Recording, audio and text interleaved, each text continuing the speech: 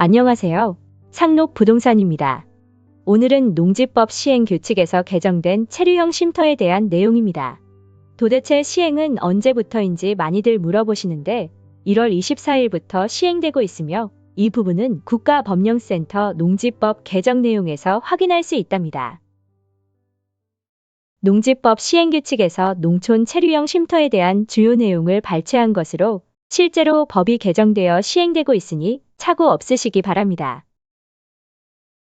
중요한 내용은 Q&A 방식으로 뒷부분에서 이야기하도록 하고 큰 골자로 설치 기준을 보면 쉼터의 면적은 10평 이하이며 데크와 정하죠. 주차장은 설치에 허용하되 쉼터 면적에는 포함하지 않습니다. 다만 농촌 체류형 쉼터를 설치하기 위한 농지 면적에는 쉼터와 부속시설 합산 면적의 최소 2배 이상 농지여야 한다고 되어 있습니다. 그리고 쉼터와 부속시설물 외의 면적은 영농 의무가 있으니 이 부분은 간과하시면 안 될 것입니다. 존치기간은 12년이며 3년 단위로 연장 신청하여야 하며 지자체 조례에 의해 기능이나 안전 그리고 미관과 환경을 해치지 않는 범위에서 연장 가능하다라고 되어 있습니다. 질문과 답변식으로 해서 풀어본 내용입니다. 첫째, 쉼터 가능한 농지는 모든 농지에 설치할 수 있으며 이때 읍면, 동지역의 농지라면 상관없습니다.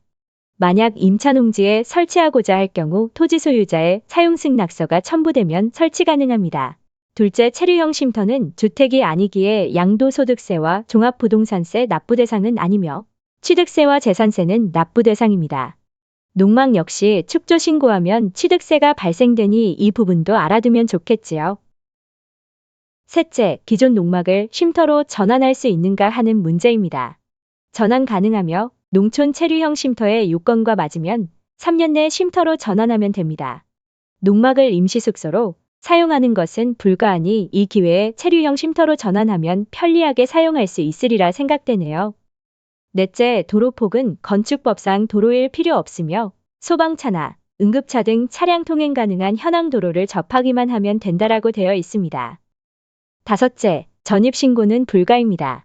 농막이나 체류형 쉼터는 농지법에서 정한 임시거주나 농사용 창고 목적이므로 전입신고할 경우 상시거주 의도로 보아 행정처분이나 원상복구명령 내려질 수 있습니다. 이 내용은 꼭 기억해두세요. 여섯째, 존치기간은 12년이며 3년 단위로 연장 신청하면 됩니다. 단 설치 3년 후 3회 이상 연장할 경우, 즉 12년 사용 후 연장할 경우 앞서 설명드린 내용과 같이 안전, 기능, 환경, 미관을 해치지 않는 범위에서 연장 가능하다라고 되어 있습니다. 일곱 번째, 농지 면적은 체류형 쉼터와 부속시설물 합산 면적의 2배 이상이며 영농활동해야 합니다.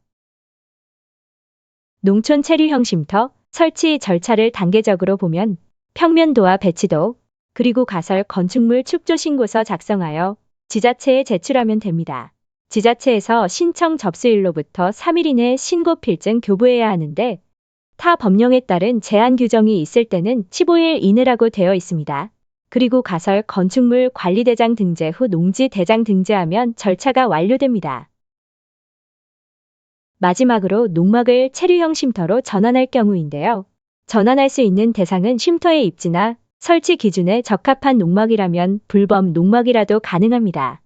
단 가설 건축물 관리대장에 등재 안 된 농막일 경우 가능하며 시행일로부터 3년 이내 해야 합니다. 이때 기존 농막 철거 후 쉼터로 신축해도 되고 기존 농막에 연접해 증축해도 상관없습니다. 불법 농막이 있을 경우 원상 복구 문제 등으로 인해 매매할 때 어려울 수 있습니다.